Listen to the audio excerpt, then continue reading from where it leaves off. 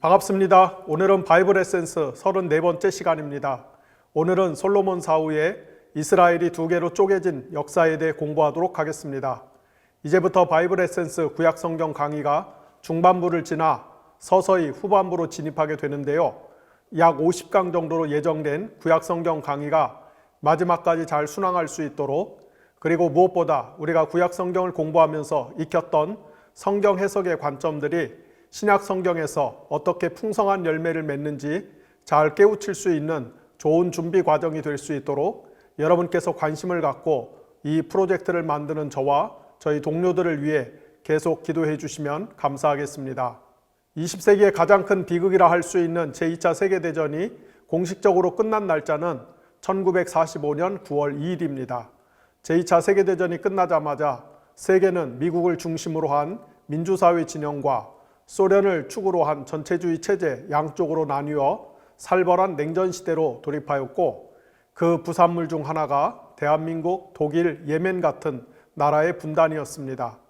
말하자면 대한민국, 독일, 예멘 등은 냉전 체제의 가장 큰 희생자였습니다. 제2차 세계대전의 결과로 탄생한 분단 국가 중 독일은 1990년 10월 3일에 통일을 이루었고, 예멘 역시 1990년 5월 22일 전격적으로 통일을 선언했다가 4년 후인 1994년에 극심한 내전을 겪은 후 북예멘이 남예멘을 무력으로 다시 흡수 통일했습니다. 결국 제2차 세계대전 이후 탄생한 세 개의 분단 국가 중 오늘날까지 남은 분단 국가는 한반도의 남과 북을 차지한 대한민국과 조선민주주의 인민공화국뿐입니다. 과연 전 세계에서 유일한 분단 국가인 대한민국과 조선민주주의 인민공화국은 통일을 달성할 수 있을까요? 애석하게도 시간이 흐를수록 우리는 우리 민족 간 통일의 가능성이 점점 더 희박해지지 않는가 하는 불길함을 감출 수 없습니다. 한국전쟁이 끝난 1953년 이후부터 1980년대 중반까지는 남북한이 서로를 끔찍히 증오하며 상대를 제거와 타도의 대상으로 간주했던 시기였습니다. 이 시기 동안 남한에서는 무찌르자 공산당, 때려잡자 김일성이란 구호가 크게 유행했고, 1968년 울진 삼척 지역에 침투한 북한 무장공비에 의해 살해된 이승복 어린이가 죽어가면서 남겼다는 "나는 공산당이 싫어요라는 말이 영웅적인 서사시처럼 칭송되었습니다. 이 시기에 남북한 정권은 상대를 제거와 타도의 대상으로 규정하고 양쪽 국민들을 전쟁 기계로 양성하면서도 정작 자신들은 상대방 덕분에 각기 철권 통치를 유지할 수 있는 소위 적대적 공생관계의 특혜를 톡톡히 누렸습니다. 동시에 이 시기는 남북한 모두 감상적 통일론이 충만했던 때였습니다. 남한에서는 한편으로는 북한 괴뢰 집단을 멸절시켜야 할 대상으로 간주하면서도 다른 한편으로는 입만 열면 우리의 소원은 통일, 꿈에도 소원은 통일, 이정성 다해서 통일, 통일을 이루자 는 노래 가사가 삼천리 금수강산을 물들이던 때이기도 했습니다. 제가 여기서 우리의 소원은 통일이란 노래가 삼천리 금수강산을 물들였다고 표현한 까닭은 남한에서 만들어진 이 노래가 훗날 북한에서도 널리 유행했기 때문입니다. 그러다가 1980년대 중반에 이르면서 남북 분단과 통일에 대한 새로운 인식이 남한 사회 안에 싹트기 시작했습니다. 이 변화는 당시 대학가 곧 학생운동권에서 제일 먼저 시작이 되었습니다. 1980년 5월에 일어난 광주 민주화운동의 참극을 경험한 학생운동권에서는 살인마 전두환 정권을 퇴출시키거나 전복시키지 않고 오히려 관리와 협력의 대상으로 여기는 미국의 진짜 의도가 무엇일까를 놓고 고민을 거듭하다가 미국이 진짜 원하는 것은 한반도의 민주화가 아니라 분단 체제의 영속화라는 결론에 도달했습니다. 즉 미국 입장에서는 남북한이 통일되어 탄생한 강력한 통일국가가 가령 스위스처럼 중립을 선포하고 소위 등거리 외교정책을 펼치는 것보다는 차라리 분단 상태로 계속 머물면서 남한이 소련과 중공 등의 남진을 저지하는 1차 방어선 역할을 감당해 주는 것이 미국의 아시아 태평양 전략에서 훨씬 더 유리하기 때문에 미국이 북한을 적대시하는 전두환 군사정권을 지지하고 있는 것이라는 판단을 하게 된 것입니다. 쉽게 말해 한국이 민주화가 안 되는 진짜 이유가 근본적으로 분단 체제에서 비롯되고 있다는 인식을 갖게 된 것입니다. 따라서 이때부터 한국의 학생운동권에서는 단순히 군사독재 정권을 퇴출하는 것만으로는 부족하고 한반도에서 발생하는 모든 모순의 근원이라고 할 수 있는 분단체제를 극복하는 일이 우리 민족 최고의 과제라는 인식을 공유하면서 통일운동에 매진하기 시작합니다. 그 결과 어느 해 8월 15일을 앞두고는 수만 명의 대학생들이 서울 독립문 근처의 통일로를 점거하고 연좌농생을 하면서 오라 남으로 가자 북으로를 외치기까지 합니다. 이렇게 대학생들을 중심으로 시작된 통일에 대한 열망은 민주화운동 진영으로 옮겨갔고 심지어 군사정권의 연장선상이라 할 수 있는 노태우 정권 하에서 1992년에 남북한 기본 합의서가 공표되는 성과를 내는 데까지 나아갔습니다. 그리고 그 후 김대중, 노무현, 문재인 정권에서 남북한 정상이 만나 회담을 하고 남북한 간의 교류, 협력, 충돌 방지를 위한 다양한 합의 사항들이 계속 발표되었으나 현재는 큰 실효가 없는 상태입니다. 그동안 남북한 정상이 여러 차례 회담을 열고 남북 간의 교류, 협력, 긴장 완화 방안을 합의했음에도 불구하고 별다른 실효를 못 거두는 이유는 크게 두 가지입니다.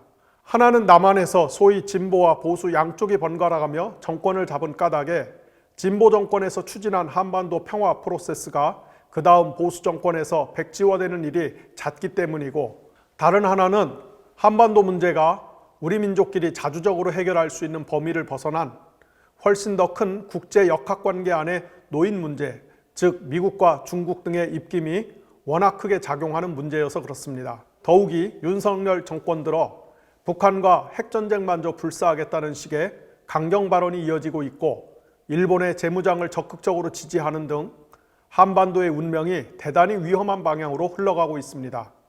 분명히 말할 수 있는 것은 지금과 같은 상태로는 세계에서 유일한 분단 체제로 남아있는 남북한의 통일은 점점 요원해지고 있다는 사실입니다. 남한의 경우 세계관이 막 형성되는 어린 시절에 무찌르자 공산당, 때려잡자 김일성이란 반공교육을 받은 노인 세대가 여전히 건재하면서 선거 때마다 무시 못할 영향력을 행사하고 있고, 젊은 세대의 경우 북한을 같은 민족으로 생각하기보다는 적대적 세력으로 인식하는 비율이 높기 때문입니다. 한편 한반도에서 평화 구조를 정착시키고 남북한 간의 화해와 통일을 위한 노력을 기울이는 데 있어 한국교회의 역할이 미미하다 못해 매우 부정적이라는 것도 참 아쉬운 대목입니다. 독일의 경우 독일교회가 통일에 상당한 기여를 했다는 것이 정설입니다. 제2차 세계대전이 끝나고 전범국으로서의 책임을 물어 독일을 서독과 동독으로 분리시켰음에도 불구하고 독일교회는 동서독 간 하나의 교회 원칙을 견지했으며 실제로 교회가 앞장서서 양쪽의 교류와 협력에 힘썼습니다. 이에 관한 상징적 사례 하나를 들자면 독일의 앙겔라 메르켈 총리의 이야기를 빼놓을 수 없을 것입니다. 2005년부터 2021년까지 독일 총리로 재직한 앙겔라 메르켈 총리는 1954년 서독의 함부르크에서 출생했는데 태어난 지 얼마 안 되어 동독의 브란덴부르크 주로 이주를 하여 동독에서 대학 공부까지 마쳤습니다. 메르켈 총리가 서독에서 태어났음에도 불구하고 동독에서 성장하게 된 이유는 그의 아버지 호르스트 카스터 목사가 서독의 함부르크에서 목회 사역을 하다가 이후 동독 브란덴부르크의 한 교회에 담임 목사로 부임을 하게 되었기 때문입니다. 이렇게 독일 교회는 동서독 교회가 하나의 교회 원칙을 견지하였기 때문에 동서독이 분단되었을 때도 양쪽을 오가며 혹은 양쪽을 교차 방문하면서 민족의 화해와 협력을 위해 중요한 역할을 수행할 수 있었던 것입니다. 이에 반해 대한민국의 경우 교회가 지난 70년간 반공 이데올로기를 전파하고 재생산하는 천병 역할을 자인함으로써 어찌 보면 평화 통일의 가장 큰 걸림돌이 되었다고 해도 지나친 말이 아닐 것입니다. 한국교회가 반공정신으로 똘똘 뭉치게 된 결정적 계기는 1차적으로 1950년에 일어났던 한국전쟁의 트라우마 때문이겠죠. 또한 한국전쟁 이전에 북한의 정권을 거머쥔 김일성 그룹이 교회를 탄압하면서 평안남북도와 황해도 지역, 곧 서북 지역의 상당수 기독교인들이 김일성 일당의 핍박을 피해 월남을 하였고 그 후 이들이 한국교회의 주축 세력 중 하나로 자리를 잡으면서 자연스럽게 북한 공산당에 대한 증오가 한국교회의 중요한 신념 중 하나가 되었습니다. 여기에 박정희, 전두환, 노태우로 이어지는 경상북도 출신의 군사정권이 지난 30년 이상 한국 사회를 지배하면서 경상북도에서 올라와 서울 강남에 정착한 한국 현대사의 기득권 세력과 또 그들이 중심이 된 강남의 대형 교회들이 1980년대 이후 한국 개신교의 성장을 주도하면서 자연스럽게 경상북도 중심의 극우적인 정치적 색채가 한국 개신교 주류 세력의 정치적 입장으로 자리매김을 하였기 때문에 이것 또한 한국교회 안에서 반공정신이 큰 위력을 떨치게 된 이유가 됩니다. 그리고 이렇게 교회가 앞장서서 북한을 극단적으로 증오하고 저주하는 현상은 현재도 더하면 되겠지 결코 완화되거나 수그러들 기미가 안 보이는 실정입니다. 특히 한국 개신교에 대한 최근 사회 일반의 평가가 갈수록 악화되면서 사회로부터 고립되고 있는 교회가 특정 집단에 대한 증오와 배제를 구호로 내걸면서 자체 결속력을 높이고 존립 이유를 찾으려는 작금의 흐름은 지극히 우려스럽습니다. 신약 성경은 하나님께서 이 땅에 교회를 세우신 목적이 만물을 화목하게 하는 사역, 즉 창조주 하나님과 그분이 만드신 피조 세계를 화해시키고 예수님과 죄인들을 화해시키며 인간과 인간 사이, 나아가 인간과 자연세계를 화해시키는 화해의 전령 혹은 화해의 일꾼 역할을 감당케 하도록 위함이라고 분명히 가르치고 있습니다. 그러나 상당수 한국교회는 세속의 이념의 포로가 되어 지금 이 땅에서 자신과 다른 상대를 증오하고 제거하는 일에 열중하는 괴물 같은 집단이 된 상태입니다. 참으로 통탄할 일이 아닐 수 없습니다. 과연 엄혹한 겨울을 지나는 것 같은 작금의 상태를 이겨내고 다시 한반도에 평화와 통일의 봄바람이 불어올 수 있을지 걱정이 큽니다. 이스라엘의 3대 왕이었던 솔로몬 사후에 이스라엘은 북이스라엘과 남유다 두 개의 나라로 분단이 됩니다. 구약성경 열왕기서는 이스라엘 왕들의 행적을 다루는 책입니다. 열왕기서는 솔로몬이 이스라엘의 왕위에 오른 때부터 시작해서 남유다가 바벨론에 의해 패망하고 유다의 여호야긴 왕이 바벨론에서 포로 생활을 하던 중 약간의 자유를 얻는 대목까지 약 400년에 걸친 이스라엘의 역사를 서술하고 있습니다. 흥미로운 것은 열왕기서에 나오는 이스라엘 왕들이 북이스라엘의 왕 20명, 남유다의 왕 20명, 도합 40명이라는 것입니다. 40이라고 하는 숫자는 과거 이집트의 학정에서 벗어난 이스라엘 백성이 하나님의 말씀을 불순종한 결과 광야에서 방황했던 고난과 심판의 시간을 지시합니다. 따라서 열왕기서에 소개된 이스라엘의 왕이 총 40명이라는 사실은 하나님께서 이스라엘의 왕들의 역사를 결코 긍정적으로 평가하지 않으신다는 것을 알려줍니다. 어디 후대 이스라엘의 왕들 뿐이겠습니까? 성경은 이스라엘의 초대 왕인 사울이 대략 기원전 1050년에서 1010년까지 40년 동안, 그리고 이스라엘의 2대 왕인 다윗이 1010년에서 970년까지 40년 동안, 또한 그의 아들 솔로몬이 970년에서 930년까지 40년 동안 각기 이스라엘을 다스렸다고 진술합니다. 공교롭게도 이스라엘의 1대에서 3대까지 왕이 모두 40년씩 왕권을 행사했던 셈입니다. 앞서 말씀드린 것처럼 40은 성경에서 불길한 숫자입니다. 따라서 열왕기 저자는 사실상 이스라엘의 초대 왕인 사울서부터 시작해서 다윗과 솔로몬을 거쳐 그 후에 출현한 이스라엘의 모든 왕들의 행적에 대해 부정적인 입장을 표명한다고 봐도 무방하겠습니다. 본시 이스라엘은 오직 야훼 하나님 한 분만을 자신들의 진짜 왕으로 섬겨야 했습니다. 그들은 하나님이 아닌 다른 인간 왕의 지배를 받아서는 안 되었습니다. 하나님이 지구상의 다른 민족과 달리 자기 백성 이스라엘에게만큼은 인간 왕을 허락하지 않으신 까닭은 인간 왕이 등장하는 순간 필연적으로 힘을 앞세운 강고한 위계 질서, 곧 피라미드 체제가 생성되기 시작하고, 그렇게 되면은 모든 사람이 더불어 잘 사는 세상에 대한 비전을 상실할 수밖에 없기 때문입니다. 그러나 사사시대 말기에 이스라엘은 이방 국가들처럼 자신들에게도 인간왕을 달라고 떼를 쓰기 시작했고, 이에 부득이 하나님은 그들의 요구를 들어주실 수밖에 없었습니다.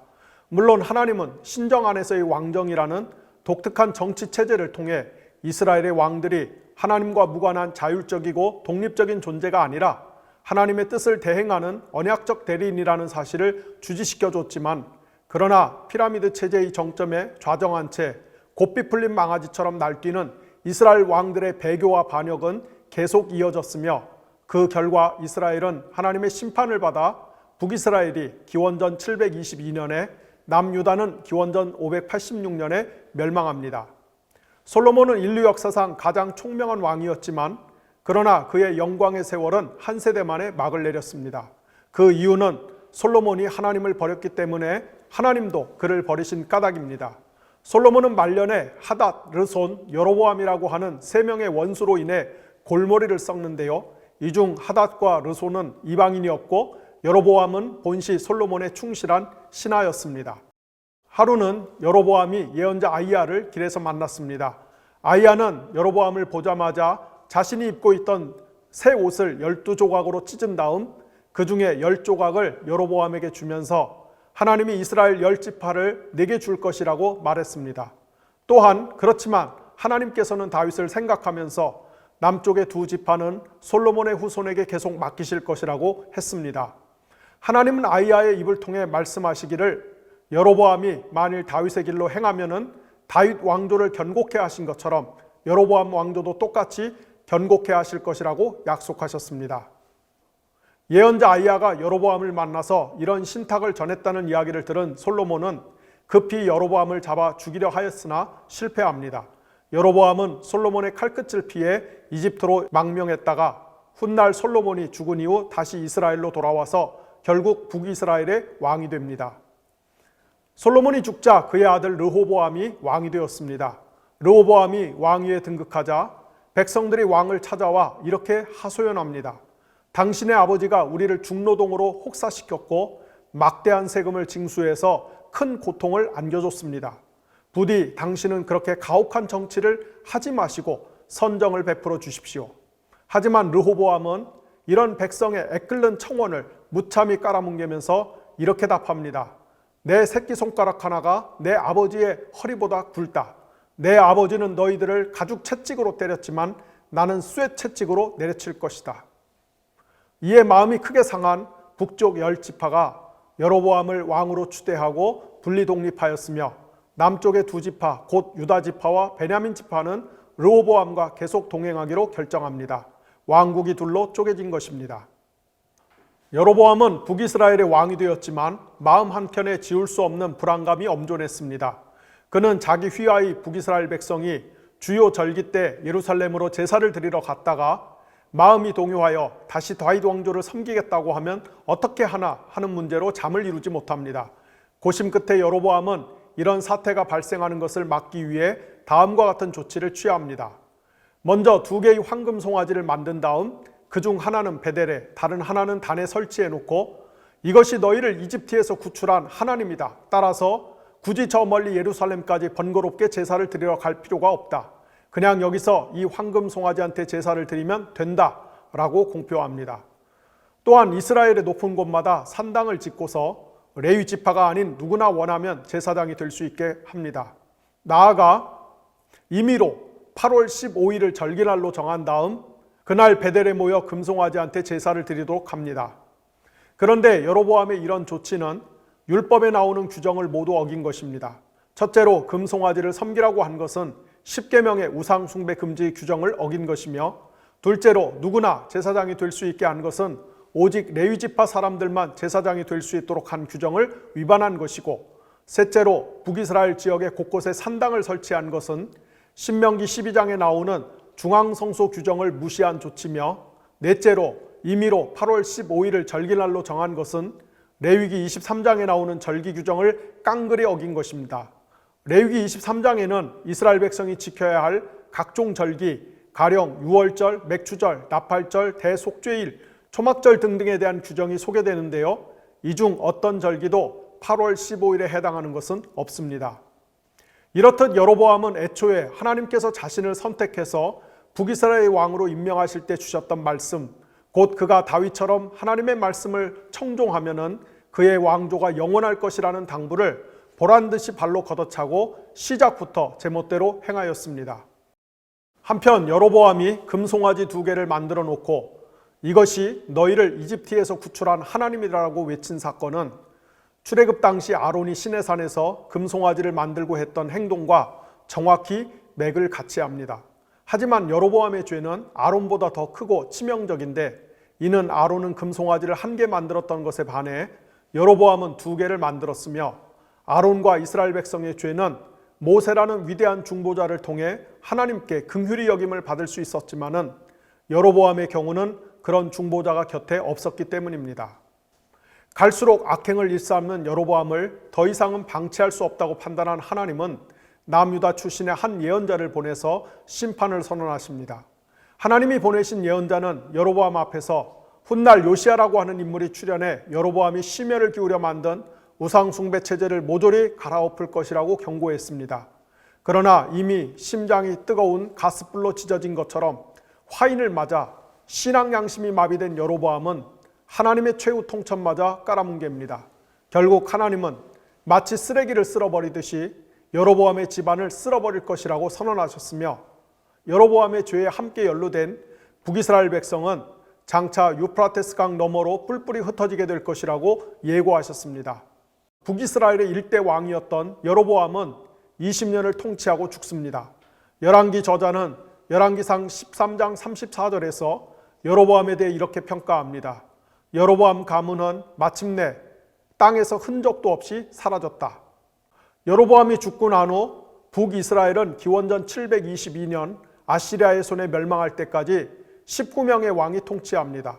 따라서 북이스라엘 왕조는 솔로몬 사후 기원전 930년부터 722년까지 약 208년 동안 여로보암 1세를 포함하여 총 20명의 왕이 다스린 셈입니다.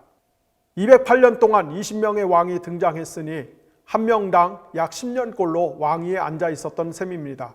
이 기간 동안 북이스라엘은 무려 9개의 왕조가 교체되었고 20명의 왕 중 7명은 암살을 당하였습니다. 한마디로 북이스라엘의 역사는 피비린내 나는 권력 투쟁의 역사였다는 것입니다. 무엇보다 심각한 것은 북이스라엘을 다스린 20명의 왕 모두 하나님이 보시기에 악한 왕이었다는 점입니다. 열왕기 저자는 북이스라엘의 왕들이 한결같이 여로보암의 죄를 따른 인물이었다고 매우 비판적으로 서술합니다. 북이스라엘의 일대 왕이었던 여로보암과 그 뒤를 이어 왕위에 올랐던 인물들 모두 우상 숭배를 일삼고 백성들의 고열을 착취하는 데 능숙한 인물들이었습니다.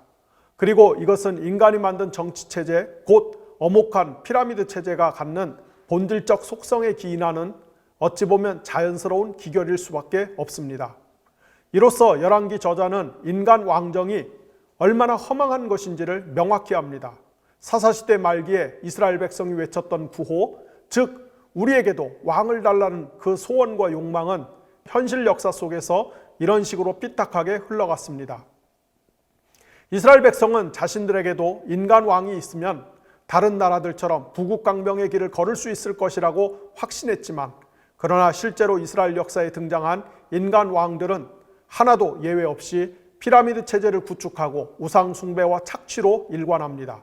이를 통해 우리는 인간의 정치 체제라는 것이 그것이 어떤 형태이든 또 그가 어떤 지도자이든 간에 궁극적 희망의 대상이 될 수 없음을 뼈저리게 배웁니다. 인간의 정치는 우리를 구원할 수 없습니다. 이것이 성경이 우리 인간에게 가르치는 핵심 메시지 중 하나입니다. 물론 그렇다고 해서 우리는 정치를 포기하거나 방기할 수도 없습니다. 정치는 매우 중요하기 때문입니다. 따라서 그리스도인들은 정치에 관심을 가져야 합니다. 이렇게 정치는 참된 메시아적 존재가 아니라는 것과 그럼에도 정치는 매우 중요하다는 이 딜레마가 바로 우리가 타락한 세상에서 살아가는 아이러니한 현실인 것입니다. 비록 북이스라엘의 왕들이 신정 안에서의 왕정이라는 하나님의 정치체제를 배신하고 불순종한 채 타락의 행진을 계속 이어갔지만, 그러나 이스라엘의 진정한 주님이신 하나님께서는 인간 왕의 부패와 배교에도 불구하고 여전히 자기 백성 이스라엘을 신실하게 돌보셨습니다. 하나님은 북이스라엘에 형식적으로는 인간 왕이 존재했지만 내용적으로는 부재한 것과 같은 상황에서 특별히 예언자들을 통해서 직접 자기 백성을 다스리셨습니다. 본래 이스라엘 사회에서 예언자들의 임무는 신정 안에서의 왕정 원리를 따라 하나님이 선택하신 인간 왕에게 기름을 부어 임명하고 그 왕이 하나님의 말씀에 충실하여 선정을 베풀 때는 격려와 지지를 보내며, 반대로 왕이 부패하였을 때는 감시, 비판, 심판의 메시지를 전하는 것이었습니다. 그러나 인간 왕이 극도로 타락하면 하나님이 예언자들을 통해 이스라엘 역사에 개입하셔서 직접 이스라엘 백성들을 통치하시기를 주저하지 않으셨습니다. 따라서 구약의 예언자들은 단순히 종교적 역할을 수행하는 인물에 국한되지 않고 지극히 정치적인 역할을 수행하는 인물로 자리매김합니다. 열왕기에는 대략 10명의 예언자들이 등장하는데요. 이 가운데서 예언자들의 활동이 특히 두드러진 시기는 북이스라엘의 오므리 왕조 때였습니다. 오므리 왕조는 북이스라엘의 6대 혹은 7대 왕인 오므리와 그 후손들이 정권을 잡았던 40년간의 역사를 가리킵니다. 열왕기는 기원전 970년에 솔로몬이 왕위에 오른 역사부터 시작해서 기원전 586년에 남유다가 바빌로니아에 패망한 때까지 약 384년의 역사를 집중적으로 서술하고 있으므로 40년에 걸친 오므리 왕조는 열왕기 전체 역사의 약 10분의 1에 해당합니다. 그러나 열왕기 저자는 열왕기 전체 분량의 약 3분의 1을 오므리 왕조를 서술하는 데 할애함으로써 이 시기가 북이스라엘 역사에서 신학적으로 매우 중요한 의미를 지니는 때임을 강조하고 있습니다. 또한 열왕기 저자는 열왕기 전체의 문학적 구성을 통해서도 오므리 왕조를 중심으로 서술하는데요.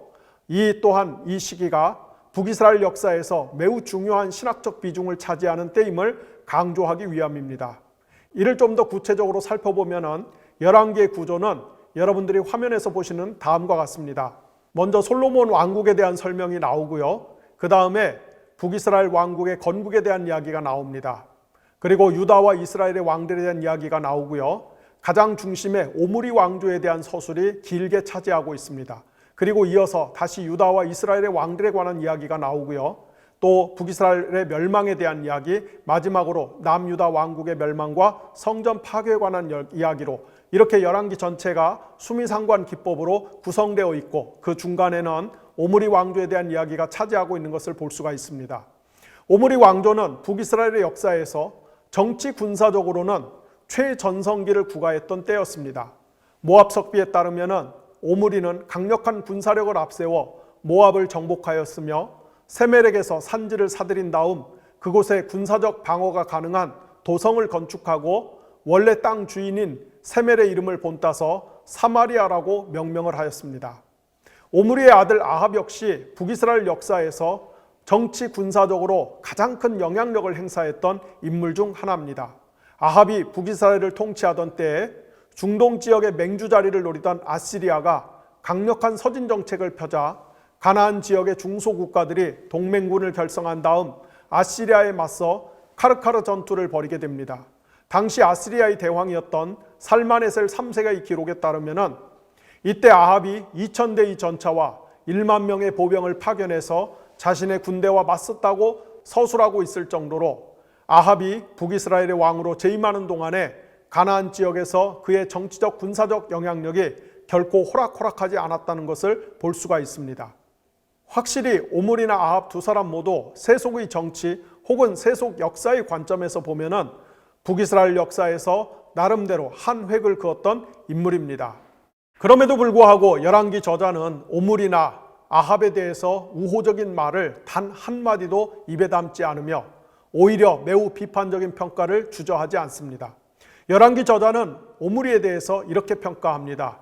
오므리가 하나님이 보시기에 악한 일을 행하였는데 그 악함이 이전의 왕들보다 더욱 심하였다. 그리고 아합에 대해서는 아예 여로보암의 길을 따라가는 정도가 아니라 오히려 그를 앞서갈 정도로 곧 여로보암은 저리 가라 할 정도로 부패한 왕이었다라고 비판하고 있습니다. 말하자면 아합은 세속의 정치 군사적 기준으로 보면 상당한 성과를 낸 인물이었을지 모르나 신학적인 기준으로 보자면 이스라엘 역사에서 최악의 왕이었던 것입니다. 그렇다면 성경은 왜 이렇게 아합에 대해서 부정적인 것일까요? 가장 큰 이유는 아합이 바알 숭배를 이스라엘에 본격적으로 수입했기 때문입니다. 아합이 통치하던 시기는 북이스라엘에서 바알 숭배가 극성을 부리던 때였습니다. 기존의 북이스라엘 왕들이 여로보암의 죄를 답습하여 황금 송아지 숭배를 일삼았다면 바알은 시돈 곧 페니키아의 왕 엣바알의 딸인 이세벨과 결혼을 하고서 바알 신앙을 수입합니다. 그는 사마리아에 바알을 위한 신전을 건축하고 바알을 위한 제단과 아세라 목상을 세웠습니다. 이로 인해 아합이 통치하던 시기에 북이스라엘에는 바알과 아세라를 섬기는 사제가 무려 850명이나 활동을 했습니다. 바알의 뜻은 주님, 주인, 소유하는 자라는 뜻입니다. 바알은 통상 폭풍의 신, 곧 바람과 비의 신으로 등장합니다. 바알 신화에 따르면 폭풍의 신인 바알과 바다의 신인 얌이 누가 이 땅의 진정한 왕인가를 놓고 한판 대결을 벌였는데요. 그 싸움에서 바알이 승리합니다. 바알은 대장장이 신이 만들어준 마법 무기를 사용하여 바다의 신인 얌을 제압하고 그를 영원히 가뒀습니다. 여기서 바알이 바다의 신인 얌에게 승리를 거두고 그를 가뒀다는 말은 그가 고대 세계에서 바다로 상징되는 혼돈과 무질서를 평정하고 창조 세계의 질서를 확립했다는 뜻입니다. 바알은 얌을 이기고 땅의 주인이 되었으므로 자신이 거주할 궁궐이 필요했습니다. 그래서 자기 아내인 아낫 혹은 아스타롯을 시켜서 최고신 엘의 부인인 아세라를 통해 엘에게 궁궐을 지어달라고 청탁을 합니다. 이에 최고신 엘은 대장장이신을 시켜서 금과 은으로 만들어진 화려한 궁궐을 건축해서 바알에게 선물합니다. 바알은 최고신 엘과 그의 부인 아세라를 포함한 만신전의 신들을 초청해서 자신의 궁궐 준공식 만찬을 성대하게 개최하며 이 신들의 모임에서 바알이 왕으로 추대가 됩니다. 그런데 여름 가뭄의 신이자 죽음의 신인 모트가 이를 못마땅하게 여깁니다. 모트는 최고신 엘과 그 밖의 신들에게 바알을 넘겨달라고 요구합니다. 이에 신들이 정확한 답을 못하고 눈치를 보자 바알은 모트와 건곤일척의 승부를 겨루기 위해 그의 본거지인 지하세계로 내려갑니다. 그러나 바알은 그곳에서 죽음의 빵을 먹고 전사합니다. 이에 바알의 아내인 아낫이 자기 남편을 구하기 위해 지하세계로 내려가 모트와 싸워 이긴 후 그의 시체를 잘게 쪼개 들판에 씨앗처럼 뿌리니까 바알이 다시 살아나서 왕위에 오르고 그 결과 땅에는 생명의 기운이 가득해집니다. 여기서 우리는 이 바알 신화 혹은 바알 숭배가 사실은 자연의 사계절 중 특별히 봄의 생명력을 의인화한 것임을 알 수가 있습니다. 쉽게 말해 바알은 비와 바람이 넉넉한 봄에 약동하는 생명력을, 모트는 그 봄의 생명력을 모두 잡아먹는 여름 가뭄으로 인해서 더 이상 농사를 짓기 어려운 중동 지역의 기후를 상징합니다. 가나안 지역, 즉 팔레스타인 지역은 봄과 가을에는 농사를 짓는 것이 비교적 순조로우나 여름에는 더위와 가뭄 때문에 농사를 짓는 것이 매우 어렵습니다. 따라서 매년 되풀이되는 봄과 여름의 극명한 대조 속에서 가나안 지역의 사람들은 봄의 생명력을 상징하는 바알이 여름 가뭄을 상징하는 모트를 상대로 승리해야만이 자신들의 풍요로운 삶을 영위할 수 있다고 믿고 바알 숭배 신앙을 발전시켰던 것입니다. 한편 가나안 지역 사람들은 단순히 바알을 숭배하는 차원에 머물지 않고 여기서 한 걸음 더 나아가는데요. 그것은 바알의 신전에서 남자들과 여자들이 난잡한 성행위를 하면은 그런 행위가 바알과 그의 아내 아낫을 흥분시켜서 이 둘이 성첩 교합을 할 때마다 하늘에서 더 많은 비가 내려 농사에 큰 도움이 된다고 믿은 것입니다. 이렇게 바알 종교는 인간의 풍요로운 삶을 쟁취하기 위해서 신들을 자극하거나 조종하거나 심지어 통제할 수 있다고 믿는 종교 체제였습니다. 그것은 한마디로 탐욕의 종교였습니다. 따라서 우리가 이런 바알 숭배를 오늘날의 언어로 치환해서 표현한다면 그것은 아마도 자본주의의 신, 경제의 신, 시장의 신, 생산의 신, 금융의 신, 유통의 신, 소비의 신, 한마디로 현세에서의 향락과 쾌락을 보장하는 탐욕의 신을 섬기는 종교라고 말할 수 있을 것입니다. 아합은 이스라엘에 이런 바알 숭배 신앙을 본격적으로 도입하여 북이스라엘 백성을 타락시켰습니다. 이렇게 아합이 부패하여 신정 안에서의 왕정이라는 하나님의 정치 체제 안에서 제대로 된 역할을 수행하는 데 실패하였기 때문에 하나님은 예언자를 통해 이스라엘을 직접 통치하셨는데 그 대표적인 예언자가 바로 엘리야입니다. 하나님은 먼저 엘리야를 통해 북이스라엘과 시돈 곧 페니키아 지역에 가뭄을 공표하셨습니다. 바알이 폭풍의 신, 즉 비와 바람의 신이라는 점에 비춰볼 때 하나님이 그에 대한 맞불로서 가뭄을 선포하셨다는 것은 매우 실제적인 조치입니다. 이 가뭄은 무려 3년 6개월이나 이어졌습니다. 건조한 팔레스타인의 기후 조건 속에서 또한 농경 문화 시대에 당시 북이스라엘이 이 가뭄으로 얼마나 큰 고통을 겪었을지를 상상하는 것은 전혀 어렵지 않을 것입니다. 북이스라엘을 덮쳤던 극심한 가뭄은 갈멜산에서 벌어진 야훼 신앙과 바알 신앙 간의 명운을 건 싸움을 통해서 해소가 됩니다. 야훼 하나님과 바알 중에 누가 가뭄을 끝내고 비를 내릴 수 있는지를 놓고 엘리야와 바알의 사제 450명이 대결을 펼칩니다. 바알의 사제들은 춤을 추고 괴성을 지르고 심지어 자기 몸을 자해하면서까지 바알에게 비를 내려달라고 애원을 했지만은 아무런 일도 일어나지 않았습니다. 이에 맞서 엘리야가 이스라엘 12지파를 상징하는 돌을 가져다가 무너진 제단을 복구하고 그 위에 각을 뜬 소를 올려놓은 채 심지어 그 위에 물을 흠뻑 부은 상태에서 야훼 하나님과 바알 중 누가 진정한 신인지를 보여달라고 부르짖자 마침내 긴 가뭄을 끝내는 단비가 쏟아지기 시작했습니다. 하나님의 완승이었습니다. 이 싸움을 통해 하나님과 바알 중에 누가 창조 세계를 관장하는 진정한 주권자인지가 확실히 드러났습니다. 엘리야는 그 자리에서 바알의 사제 450명을 처형합니다. 하지만 이 일로 그는 아합의 아내 이세벨에게 큰 미움을 사게 됩니다. 아합의 범죄는 단지 바알 신앙을 이스라엘에 수입한 것으로 끝나지 않았습니다. 아합이 나봇이란 사람의 포도원을 탐내는 것을 안 이세벨은 거짓 음모를 꾸며 나봇을 죽이고 강제로 그의 포도원을 빼앗습니다. 나봇이 애초에 아합에게 포도원을 팔지 않은 것은 레위기 25장 23절과 24절에 나오는 규정 때문이었습니다. 하나님께서는 이스라엘 백성을 가나안 땅에 들여보내시면서 이스라엘 백성들 상호 간에는 하나님께서 공평하게 나눠주신 땅을 서로 매매할 수 없도록 못을 박으셨습니다. 이는 고대 농경사회에서 무엇보다 땅이 가장 중요한 삶의 기반이었기 때문에 땅을 상실하면 생존이 어려워질 뿐 아니라 땅의 유무 혹은 많고 적음으로 인해서 필연적으로 빈부격차가 발생할 수밖에 없기 때문이었습니다. 그러한 사회적 격차는 하나님이 결코 원하시는 삶의 모습이 아니었습니다. 자비로우신 하나님은 자기 백성 이스라엘이 가나안 땅에서 모두가 더불어 잘 사는 세상을 만들어가기를 원하셨습니다. 나봇은 하나님이 제정하신 이러한 규칙들을 잘 알고 있었기 때문에 비록 왕의 요구라 할지라도 땅을 순순히 내놓을 생각이 없었던 것입니다. 하지만 하나님의 말씀을 개가 빠는 뼈다귀 정도로 생각했던 이세벨은 간악한 음모를 꾸며 나봇의 포도원을 빼앗습니다. 이세벨은 불량배를 시켜서 나봇이 하나님과 왕을 저주했다라고 거짓 증언하도록 시나리오를 짠 다음에 나봇이 사는 지역의 귀족들과 지도자들에게 따로 지령을 내려서 어떻게 나봇을 제거해야 될지를 상세히 하더랍니다. 다윗이 우리아를 제거할 때처럼 이세벨의 이런 조치가 효과적으로 먹힌 것은 아합과 이세벨의 왕국이 강고한 피라미드 체제였기 때문입니다. 결국 나봇은 억울하게 죽고 그의 포도원은 아합의 차지가 되었습니다.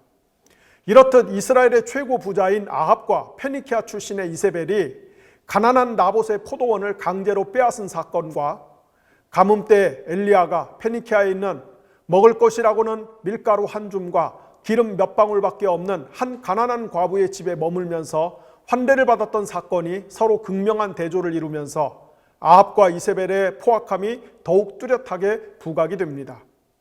한편 예언자 엘리야는 이세벨이 나봇을 죽였다는 소식을 듣자마자 한 걸음에 달려와 아합을 향해 다음과 같이 외칩니다. 개들이 나봇의 피를 핥아먹던 곳에서 네 피도 핥아먹을 것이다. 너의 집안 식구들은 싸그리 멸절당할 것이다. 분명히 아합은 우상 숭배를 일삼는 포악한 전제군주였습니다.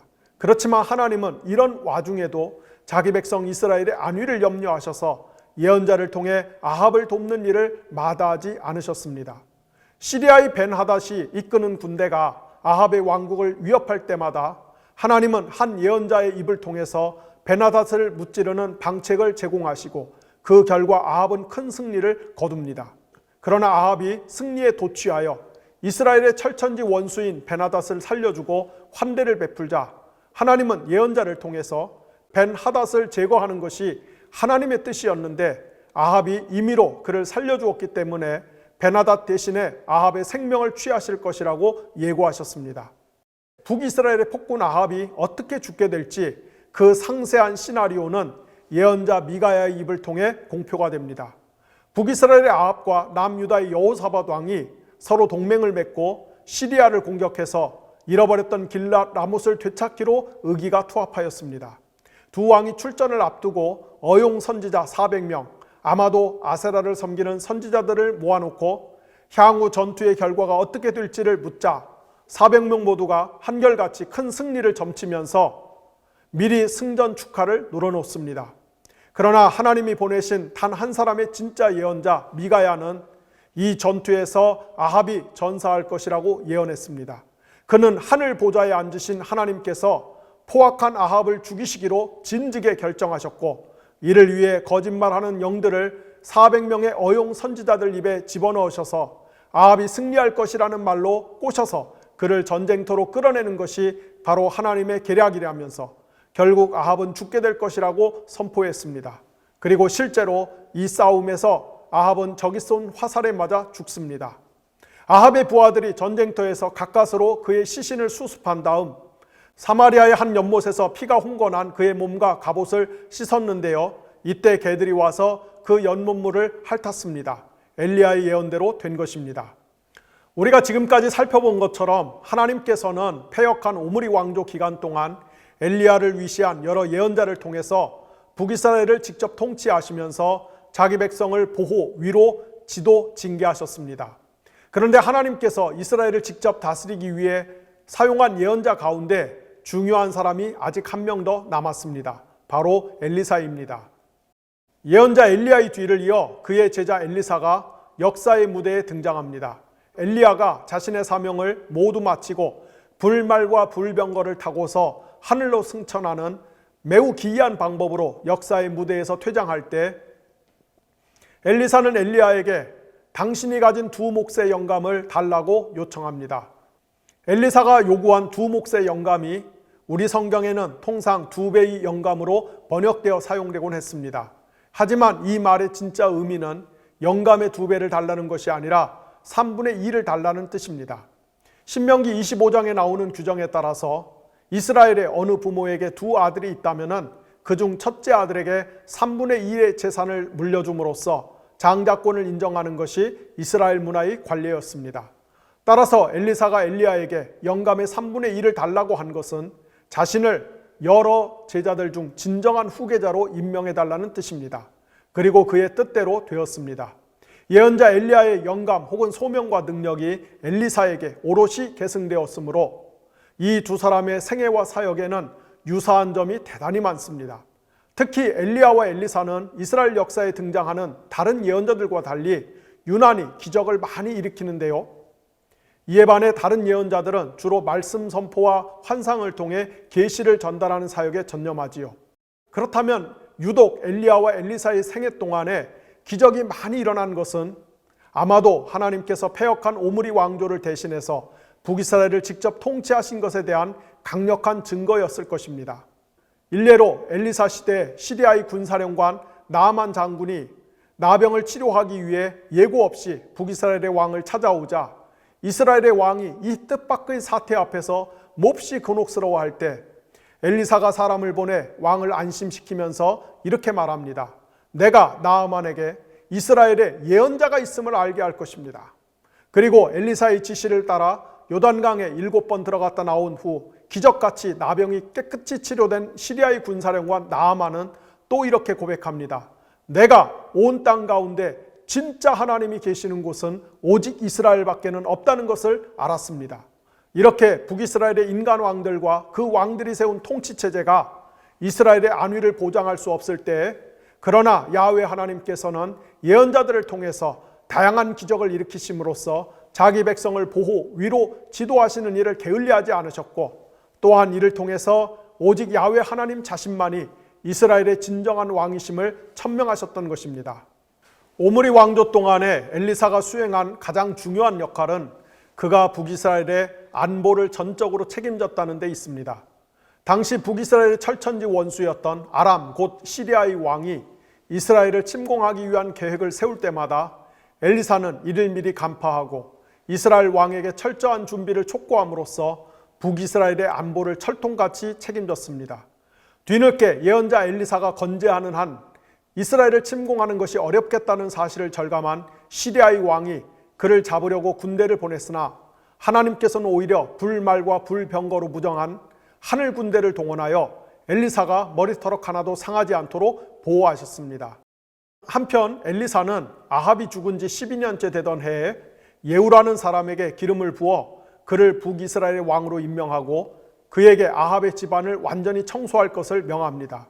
이에 예후는 실제로 아합의 집안에 속한 모든 사람을 진멸하였고 아합의 아내 이세벨을 무참히 죽였으며 나아가 바알의 사제들과 신도들을 멸절하고 바알의 신전까지도 회파하는 등 과거 엘리야가 아합의 집안을 향해 퍼부었던 심판의 메시지를 문자 그대로 전부 실천하였습니다. 그러나 열왕기 저자는 이런 예후조차도 여전히 여로보암의 죄를 답습했으며 특히 산당에서 드리는 제사에 대해서는 속수무책이었다고 진술합니다. 앞서 말씀드렸던 것처럼 북이스라엘의 역사에 등장하는 20명의 왕들은 모두 악한 자들이었습니다. 북이스라엘의 왕들은 자기도 범죄하였을 뿐 아니라 자신을 따르는 이스라엘 백성들을 타락시킨 주역들이었습니다. 그럼에도 하나님께서는 먼 옛날 아브라함과 이삭과 야곱과 맺으셨던 언약을 기억하면서 이스라엘 향한 자신의 사랑을 거두지 않으셨습니다. 하나님은 끊임없이 예언자들을 보내 북이스라엘 왕들의 회개를 촉구하거나 또는 하나님이 예언자들을 통해 직접 이스라엘을 통치하셨습니다. 하지만 이런 예언자들의 헌신에도 불구하고 도무지 회개할 줄 모르는 북이스라엘 왕들의 오만과 고집은 하늘을 찔렀고 이에 북이스라엘의 역사는 계속 멸망의 벼랑 끝을 향해 빠르게 미끄러져 내려갔습니다. 다시 말씀드리지만은 이 사실은 우리에게 인간이 세운 혹은 인간이 운영하는 정치체제의 한계를 잘 보여줍니다. 마침내 하나님의 인내가 바닥을 드러냈습니다. 하나님께서는 기원전 722년 당시 중동 지역의 맹주였던 아시리아의 살마네셀 4세의 손에 북이스라엘의 운명을 완전히 넘기셨습니다. 이로써 북이스라엘의 독립적 지위는 역사의 무대에서 완전히 사라집니다. 살마네셀 4세는 북이스라엘의 수도 사마리아를 무력으로 점령하고 북이스라엘 사람들을 포로로 잡아 유프라테스 강 너머의 아시리아 땅으로 끌고 갑니다. 그리고 바빌로니아 등 메소포타미아 지역의 주민들을 사마리아에 이주시켰습니다. 메소포타미아 지역에서 팔레스타인으로 온 이주민들은 자기들이 원래 섬기던 그 지역의 각종 우상을 사마리아에 갖고 왔으며 그 우상들을 북이스라엘 전역에 산지한 산당에 안치하였습니다. 결국 이들로 인해 북이스라엘의 산당마다 야훼 하나님과 각종 우상을 함께 섬기는 종교 혼합주의가 크게 번성하게 됩니다. 이렇듯 사마리아를 중심으로 민족 간 혼혈이 성행하고 종교 혼합주의가 번성하였기 때문에 유다 지역의 사람들이 사마리아인들을 끔찍히 경멸하게 된 것입니다. 열왕기 저자는 열왕기하 17장 7절 이하에서 북이스라엘이 패망한 이유가 하나님께 범죄하였기 때문이라고 그 패망의 이유를 간단 명료하게 요약합니다. 여기서 북이스라엘의 죄를 구체적으로 구분하면 크게 세 가지입니다. 첫째, 그들은 각종 우상 숭배를 일삼았습니다. 그들은 여로보암이 만들었던 황금 송아지를 섬겼으며 바알을 숭배했고 하늘의 1월 성신을 경배했으며 높은 언덕과 푸른 나무 아래마다 돌기둥과 아세라상을 세우고 그 앞에서 절을 했습니다. 열왕기 저자는 북이스라엘 전역에 산당이 없는 곳이 없었다고 단언합니다. 둘째, 북이스라엘 왕들은 이방의 풍습을 따라 엄혹한 전제군주 체제, 곧 피라미드 체제를 만들어 놓고 백성의 고열을 착취했습니다. 셋째, 북이스라엘의 왕들과 그 백성들은 하나님이 예언자들을 보내 회개를 촉구하셨음에도 불구하고 원체 완악하고 고집이 세서 하나님의 말씀을 귀담아 듣지 않았습니다. 이런 그들의 패역함에 대한 대가는 왕국이 멸망하고 그 백성이 포로 신세가 되어 사방으로 흩어진 것이었습니다. 우리는 앞으로 당분간 북이스라엘과 남유다의 패망의 역사를 살펴보면서 당시 하나님의 명령을 받들어 사역했던 주요 예언자들의 메시지를 함께 살펴볼 예정입니다. 또 이 과정에서 저 옛날 구약시대에 주어진 하나님의 말씀이 그로부터 수천 년 후인 21세기를 살아가는 오늘 우리들에게 어떤 의미가 있는지도 생각해 볼 것입니다. 오늘 바이블 에센스 34강 강의를 통해 간략하게나마 북이스라엘의 멸망의 역사를 복기해 본 참에 제가 여러분께 지금까지 바이블 에센스를 통해 전해드렸던 그리고 앞으로 전해드릴 말씀의 기본 골격을 아주 간략하게 설명을 해드리려고 합니다. 제가 볼 때 구약 성경의 더 나아가 성경 전체의 핵심 메시지는 두 가지입니다. 그것은 첫째로 오직 창조주 하나님만을 섬겨라. 따라서 우상 숭배는 절대 안 된다. 둘째로 정의를 실천하라. 따라서 불의를 행하는 것은 절대 안 된다. 그렇습니다. 성경 전체의 핵심 메시지는 바로 이것입니다. 창조주 하나님만을 섬겨라. 그리고 정의롭게 살아라. 성경은 태초에 하나님께서 온 우주를 창조하셨다는 장엄한 진술로 그분의 특별 계시를 시작합니다. 하나님은 지혜와 정의로 혹은 진리와 정의로 세상을 만드셨습니다. 이 세상은 하나님의 임재의 장소, 곧 하나님의 집 혹은 하나님의 성전입니다. 하나님이 진리와 정의로 우주 성전을 만드셨기 때문에 하나님의 성전에는 무엇보다 정의와 진리가 충만해야만 합니다. 하나님께서는 마치 우주 성전이라는 비행기의 조종석 같은 역할을 수행하도록 할 목적으로 지구 안에 에덴 성전을 만드시고 그곳의 통제권을 인간에게 위임하셨습니다. 아담과 하와가 에덴 성전을 진리와 정의로 잘 관리하면 우주 성전이라는 비행기가 무사히 제 목적지를 향해 순항할 것입니다.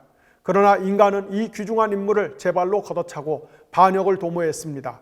그 이유는 인간 스스로 하나님이 되고 싶어서였습니다. 결국 인간은 에덴 성전에서 추방되었습니다.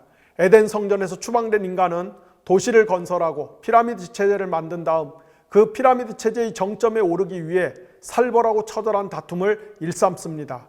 에덴 성전에서 추방된 인간에게는 피라미드 체제 안에서 자기 생존의 자리를 확보하는 것, 나아가 피라미드 체제에서 한 칸이라도 더 높은 곳에 오르려는 욕망이야말로 가장 큰 우상입니다. 인간은 이 우상을 섬기기 위해 온갖 불의를 자행합니다.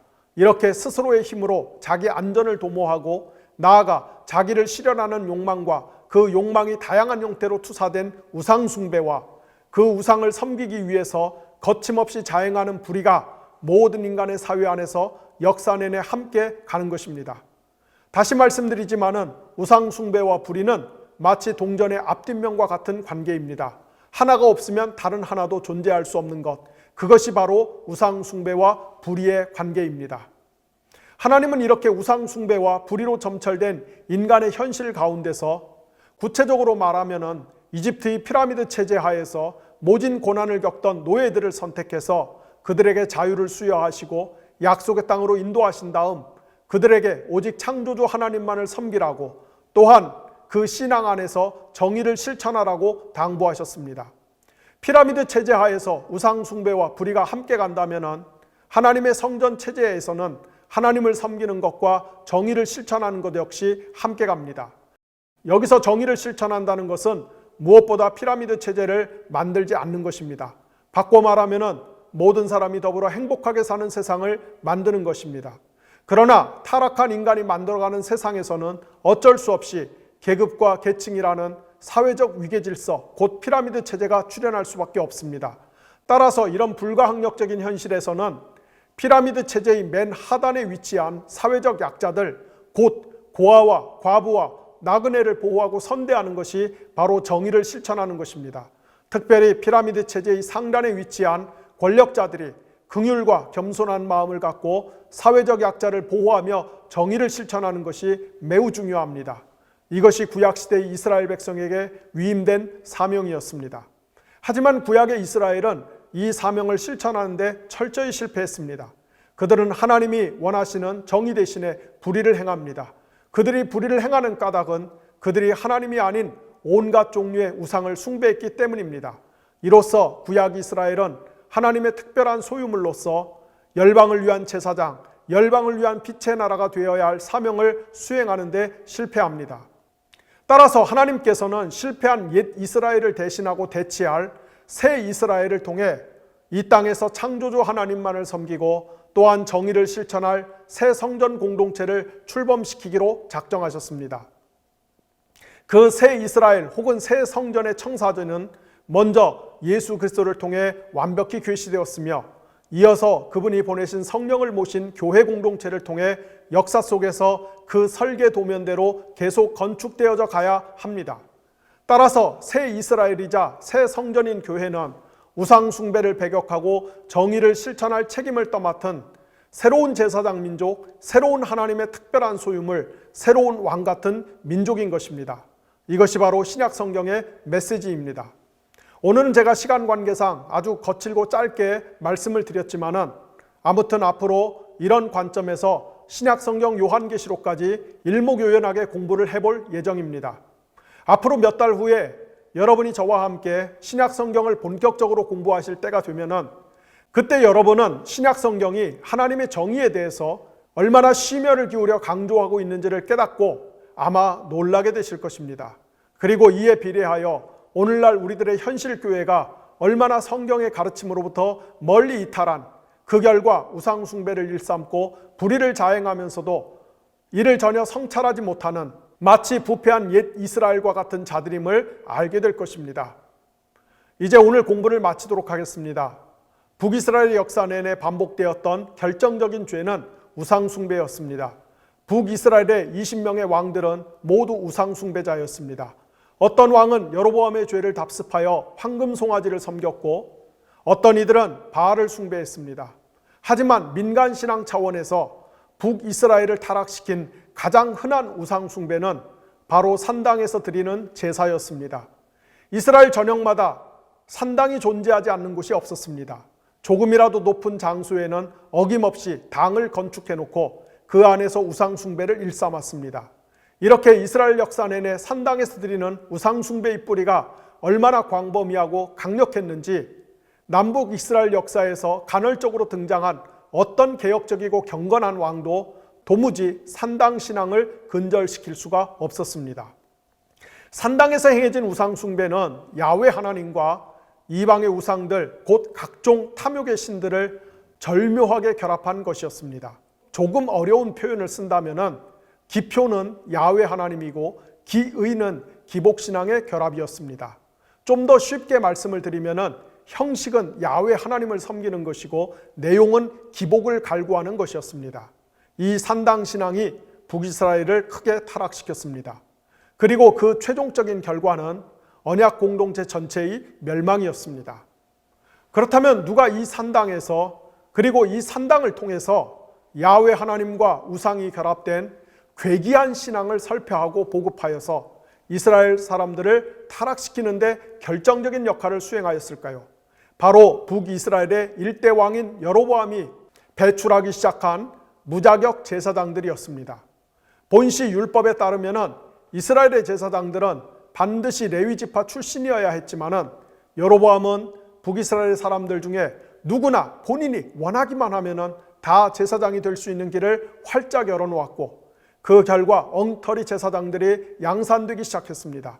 그리고 이들 엉터리 무자격 제사장들이 산당을 하나씩 차지하고서 껍데기는 하나님을 섬기는 그러나 알맹이는 인간의 탐욕을 숭배하는 아주 역겨운 신앙을 온 이스라엘에 유포한 것입니다.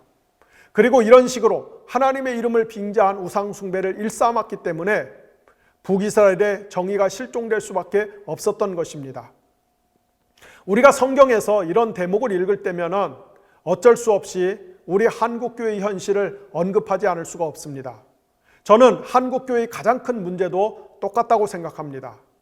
철저한 검증과 훈련 과정이 생략된 채 마치 공장에서 벽돌 찍어내듯이 마구 쏟아내기 바빴던 무수히 많은 무자격 목사의 양산들, 그리고 그들이 하나님의 이름으로 설파한 기복신앙들, 그 결과 정의를 상실한, 아니 정의에 대한 감각조차도 없는 한국교회의 자화상들, 이것이 바로 오늘 우리 시대 교회의 비극과 슬픔이 아닌가 싶습니다.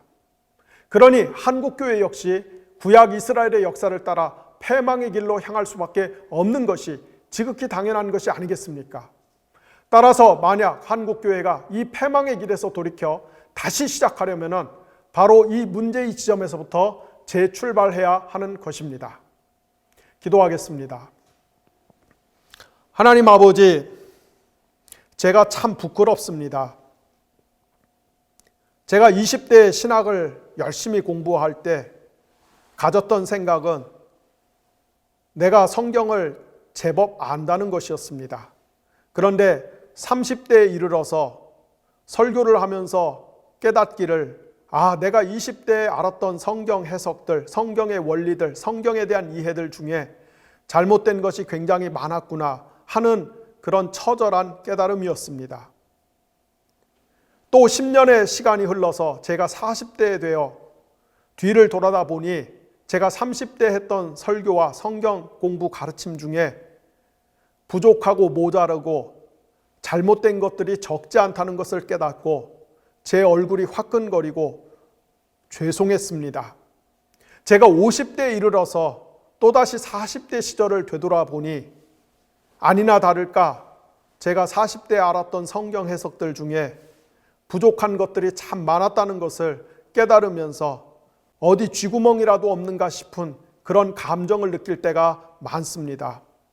아마 만약에 제가 앞으로 또 10년 후에 생존해 있다면 지금 바이블 에센스를 통해서 열심히 떠드는 것들 중에서 어떤 것들은 하나님, 제가 그때 성경을 잘못 이해했습니다. 성경을 잘못 이해하면서도 사람들에게 마치 그것이 올바른 해석인 것처럼 당당하게 떳떳하게 외쳤습니다. 죄송합니다. 라고 또 이야기하지 않을까 싶습니다. 하나님, 평생에 걸쳐서 부족하지만 조금씩 성경을 배워가고 알아갈수록 결국은 깨닫는 것은 저는 죄인이고 저는 무지한 자고 저는 연약한 자라는 것입니다.